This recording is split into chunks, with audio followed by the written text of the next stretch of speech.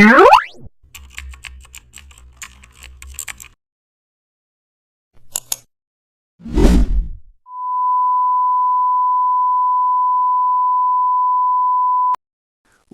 back to the channel. Don't forget to like, share, and subscribe my channel.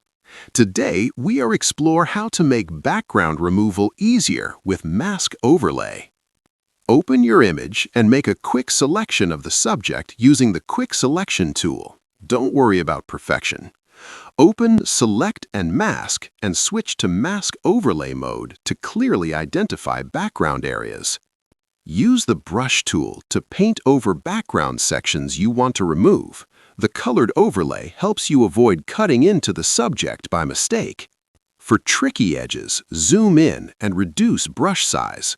Adjust edge detection settings to improve accuracy around complex shapes. A useful tip is to toggle between